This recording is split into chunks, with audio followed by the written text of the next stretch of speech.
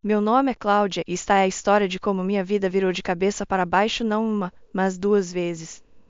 Acho que devo começar pelo começo. Nasci em uma pequena cidade do interior, filha de pais amorosos, Marcos e Lívia Silva. Meu pai era jornalista e minha mãe trabalhava como enfermeira. Não éramos ricos, mas éramos felizes. A vida era bastante normal até eu completar 12 anos. Foi quando tudo mudou. Era uma noite chuvosa de terça-feira e meus pais estavam voltando para casa de um jantar com amigos. Eu estava em casa com minha avó, assistindo a um desenho bobo, quando o telefone tocou. Nunca vou me esquecer do calafrio que percorreu minha espinha ao ouvir os soluços abafados da minha avó vindos da cozinha. Os dias seguintes foram um borrão. Mamãe morreu na hora, nos disseram. Papai sobreviveu, mas por pouco. Quando finalmente pude vê-lo no hospital, ele era uma sombra do homem que eu conhecia. Suas pernas estavam esmagadas e o médico disse que ele nunca mais andaria. Cláudia, ele murmurou, estendendo a mão para mim, sinto muito, querida. Sinto muito. Eu não entendia por que ele estava se desculpando. Não era a culpa dele. Algum motorista bêbado havia se chocado contra o carro deles. Mas conforme fui crescendo, percebi que ele sentia muito pelo que nossas vidas haviam se tornado, pelas dificuldades que enfrentaríamos, pela mãe que eu havia perdido, pelo pai que ele achava que não poderia mais ser. Mas meu pai, Marcos Silva, era feito de um material mais forte do que ele imaginava. Assim que saiu do hospital e se acomodou em sua cadeira de rodas, ele mergulhou no trabalho. Sempre foi um escritor talentoso e agora canalizava toda a sua energia para seu trabalho como editor no principal jornal da cidade. Quando entrei na adolescência, papai se certificou de que eu tivesse tudo de que precisava. Ele me incentivava a participar de clubes, fazer amigos, ter uma vida o mais normal possível. Mas a verdade é que eu preferia passar tempo com ele. Assistíamos a filmes antigos juntos, discutíamos sobre livros e ele me ajudava com o dever de casa. Quando chegou a hora de ir para a faculdade, papai insistiu para que eu fosse estudar fora. Você precisa abrir suas asas, filhota, ele disse. Não se preocupe comigo, ficarei bem. Eu estava hesitante, mas sabia que ele tinha razão. Então, fui para a Universidade Estadual, onde me formei em contabilidade. Foi lá que conheci Jéssica, que se tornaria minha melhor amiga. E através de Jéssica, conheci seu primo de segundo grau, Miguel. Miguel era gentil, engraçado e não piscou quando contei sobre meu pai. Na verdade, na primeira vez que ele conheceu papai, eles se deram muito bem imediatamente, formando uma conexão por seu amor compartilhado pelo rock clássico. Seu pai é legal, Miguel me disse depois. E você é incrível por cuidar dele todos esses anos. Dei de ombros, mas por dentro estava radiante. Pela primeira vez desde o acidente, senti que talvez, apenas talvez, eu pudesse ter uma vida normal. Uma vida com amor, risadas e, sim, até mesmo uma família própria algum dia. Depois da formatura, a vida pareceu se encaixar como peças de um quebra-cabeça. Consegui um emprego em um escritório de contabilidade local e Miguel começou a trabalhar como caminhoneiro de longa distância. Namoramos por 2 anos antes de ele fazer o pedido em uma noite fresca de outono, no parque onde tivemos nosso primeiro encontro. Eu estava nas nuvens, mas havia uma coisa que eu precisava deixar clara. Sim, Miguel. Mas não posso deixar meu pai. Ele precisa de mim. O rosto de Miguel se abriu em um sorriso largo. Eu não aceitaria de outra forma. Vamos todos morar juntos. O apartamento do seu pai é grande o suficiente para nós 3, certo? O casamento foi pequeno, mas lindo. Papai insistiu em me levar até o altar em sua cadeira de rodas. Não havia um olho seco na casa quando fiquei lá, de mãos dadas com Miguel. Senti como se estivesse vivendo um conto de fadas. Mas todo conto de fadas tem seus vilões, e os meus vieram na forma da minha sogra, Karina, e da minha cunhada, Emília. Desde o momento em que as conheci, pude perceber que elas não me aprovavam.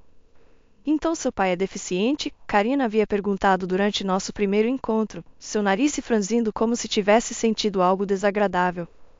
Ele tem uma deficiência, corrigi, tentando manter meu tom neutro. Mas ele trabalha como editor e... Ah, que ótimo! Ela interrompeu, claramente desinteressada. Miguel, querido, você tem certeza disso? Há tantas moças bonitas de boas famílias. Senti meu rosto queimar de raiva e vergonha. Miguel, abençoado seja, imediatamente saiu em minha defesa. Mãe, Cláudia é de uma boa família. A deficiência do pai dela não muda isso. Eu a amo e é só isso que importa. Isso calou Karina, mas eu podia ver a desaprovação persistindo em seus olhos. Emília, seguindo o exemplo da mãe, era igualmente fria comigo. Após o casamento, fiel à sua palavra, Miguel se mudou para o apartamento com o papai e eu. Nossa vida caiu em uma rotina confortável.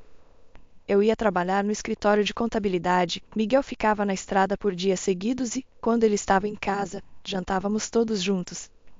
Mas sempre que Karina e Emília visitavam, a atmosfera em nossa casa mudava. Elas desfilavam como se fossem donas do lugar, mal reconhecendo a presença do meu pai. Uma vez, ouvi Karina murmurar para Emília: "É uma pena. Miguel poderia ter se saído muito melhor.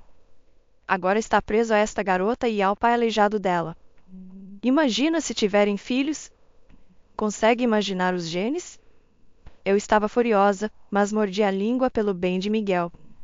Tentei manter a paz, mas estava ficando cada vez mais difícil.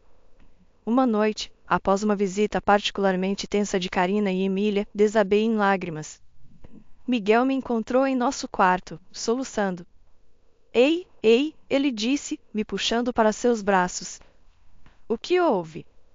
Sua mãe e sua irmã, solucei. Elas me odeiam. Acham que não sou boa o suficiente para você por causa do papai. O rosto de Miguel endureceu. Isso é ridículo. Você e seu pai são minha família agora. Se elas não podem aceitar isso, o problema é delas, não nós. Suas palavras me confortaram, mas eu não conseguia me livrar da sensação de que isso era apenas o começo de nossos problemas com Karina e Emília. À medida que os meses passavam, o negócio de transporte de Miguel começou a florescer. Ele estava sempre na estrada, cruzando o país em seu caminhão. Eu sentia muita falta dele quando ele estava fora, mas me dedicava ao meu trabalho no escritório de contabilidade e passava as noites fazendo companhia ao papai. Numa noite fresca de outono, enquanto eu ajudava papai a se deitar, Miguel ligou.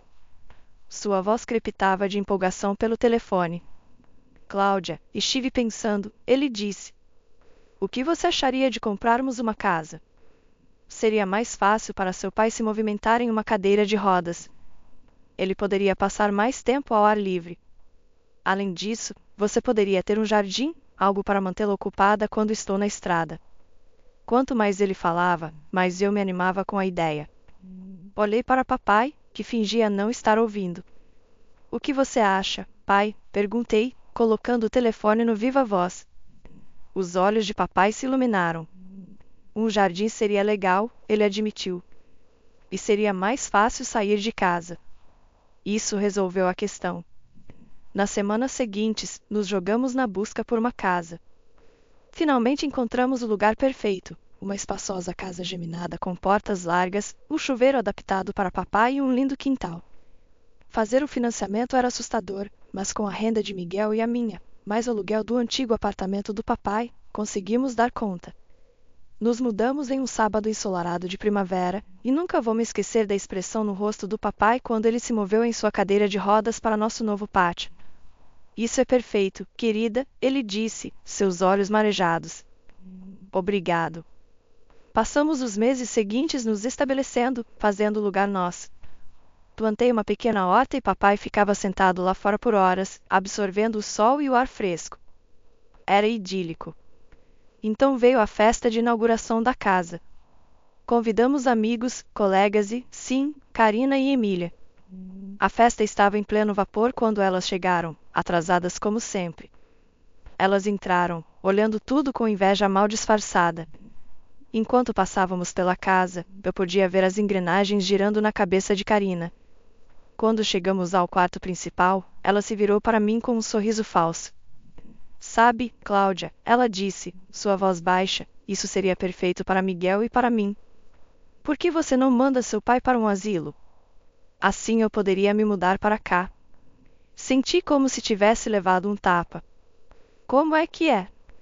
Oh, não pareça tão chocada, Karina continuou. Seu pai não está bem, ele não é mais uma pessoa completa, não é? Ele não precisa de todo esse luxo.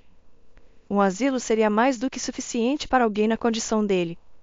Antes que eu pudesse responder, Karina marchou para o pátio, onde papai estava conversando com alguns convidados. Para meu horror, ela agarrou as alças da cadeira de rodas dele e começou a empurrá-lo em direção à entrada. Karina, gritei, correndo atrás dela. O que você está fazendo? Se ele não vai para um asilo, pode ficar lá fora, ela disse com desdém. Não era isso que você queria? Que ele ficasse ao ar livre? Eu estava tremendo de raiva e descrença. Felizmente, Miguel ouviu a comoção e veio correndo. Seu rosto ficou vermelho de raiva quando viu o que sua mãe estava fazendo. Mãe, ele berrou. Que diabos você está fazendo? Solte a cadeira do Marcos agora. Karina pareceu chocada com o tom de Miguel. Mas, querido, eu só estava. Não quero ouvir, Miguel a interrompeu. Você e Emília precisam ir embora. Agora. Depois que elas saíram, Miguel se desculpou profusamente com papai e comigo. Sinto muito, ele disse, sua voz embargada. Eu não tinha ideia de que ela faria. Eu sinto muito mesmo. Papai estendeu a mão e deu um tapinha na mão de Miguel.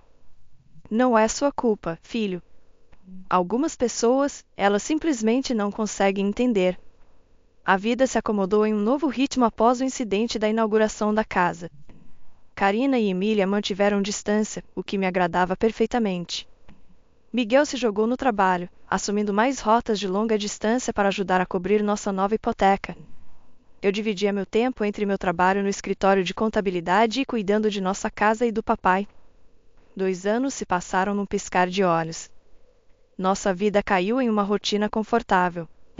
Miguel estava na estrada com mais frequência do que não, mas quando estava em casa, nossa pequena família era feliz. A saúde do papai estava estável e ele parecia contente passando seus dias no jardim ou trabalhando em suas edições em casa. Então veio a ligação que despedaçou meu mundo. Eu estava no trabalho quando meu telefone tocou. Uma voz masculina desconhecida me cumprimentou. Senhora Thompson? Aqui é o policial Rodrigues da Polícia Rodoviária.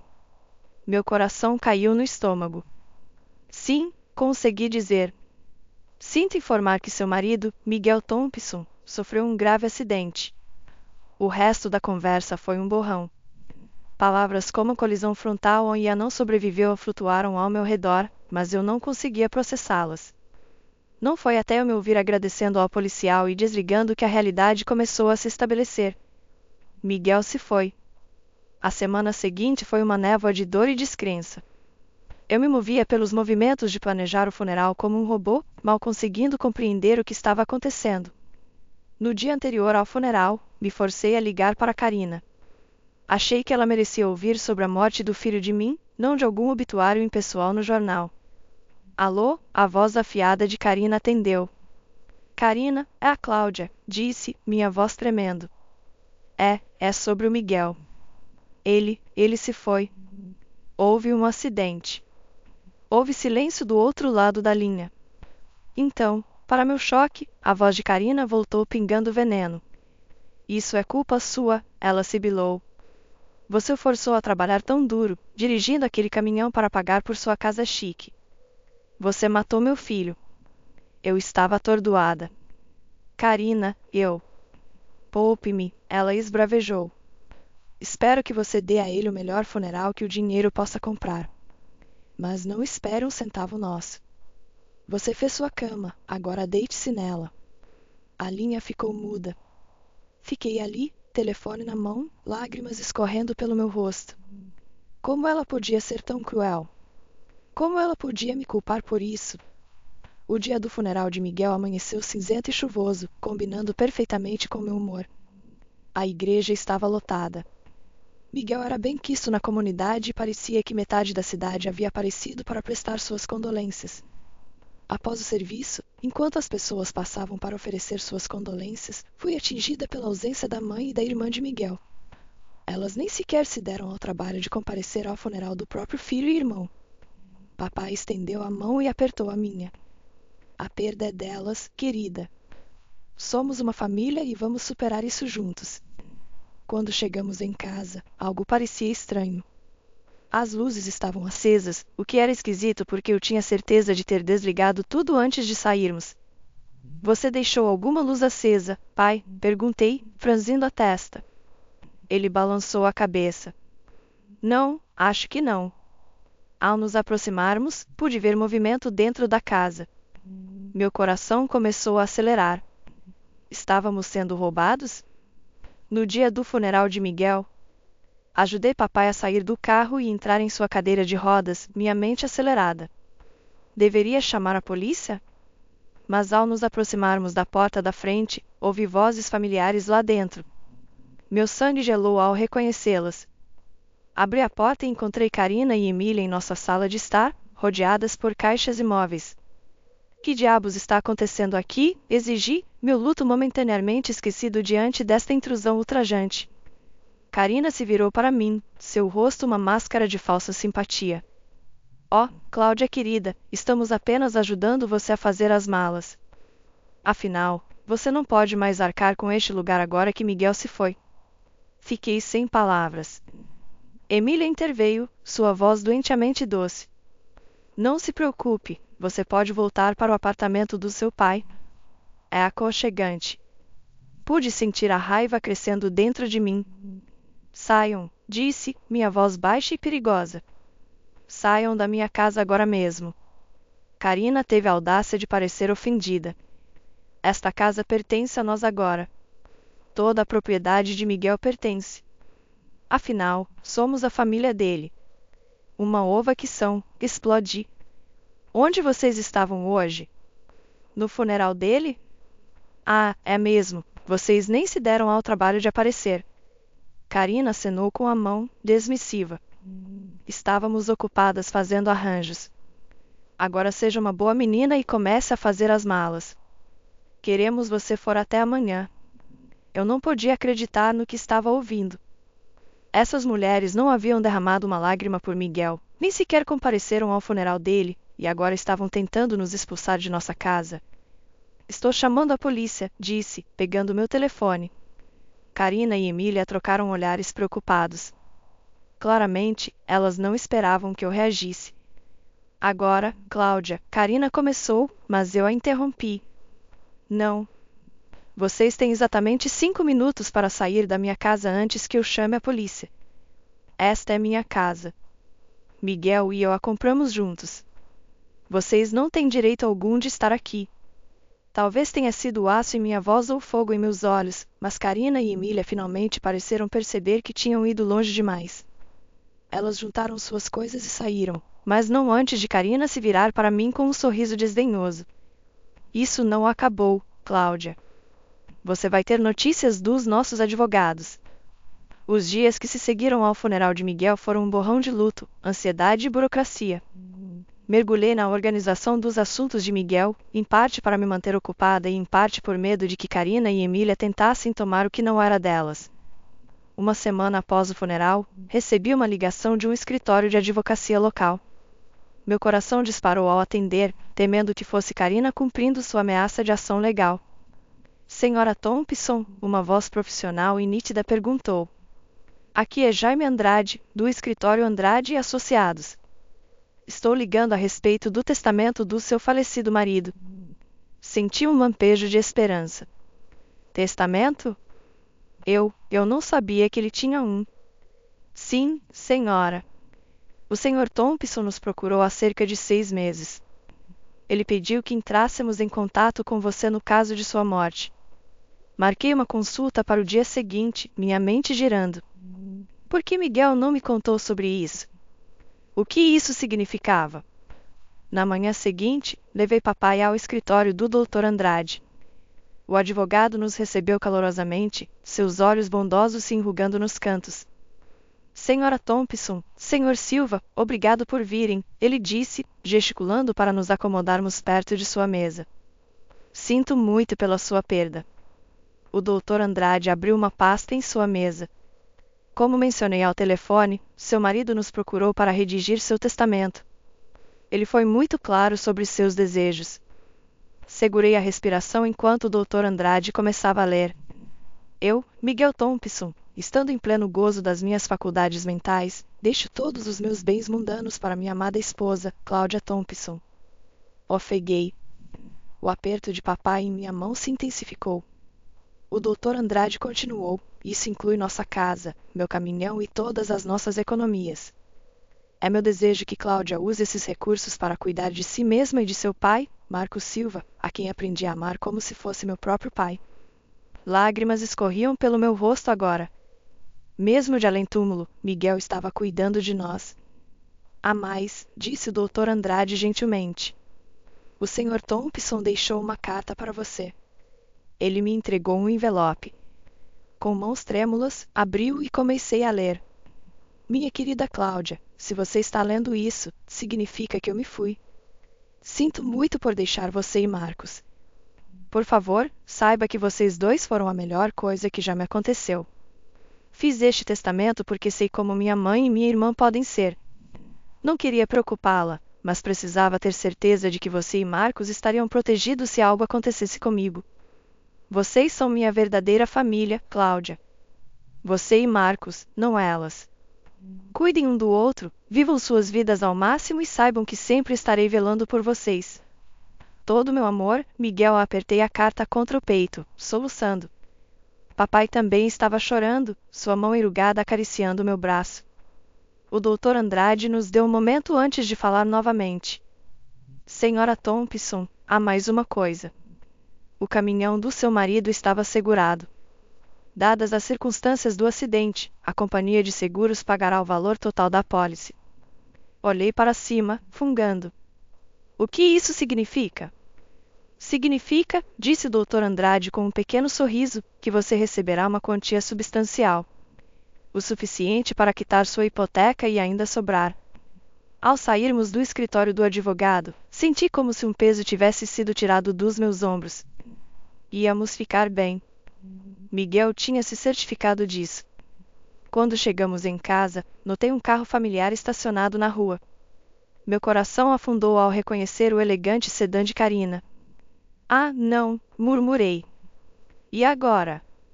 De fato, Karina e Emília estavam esperando em nossa varanda da frente, mas desta vez eu não estava com medo. Eu tinha a carta de Miguel no bolso e a força do amor dele no meu coração. Cláudia, Karina começou quando nos aproximamos, sua voz falsamente doce, precisamos conversar sobre o espólio de Miguel. Fiquei ereta, olhando-a diretamente nos olhos. Não, Karina, não precisamos. Miguel deixou tudo para mim. Está tudo legal e oficial. E quer saber por quê? Porque nós éramos a verdadeira família dele, não vocês. Agora, por favor, saiam. Vocês estão invadindo minha propriedade. Pela primeira vez, Karina ficou sem palavras. Emília puxou seu braço, sussurrando urgentemente.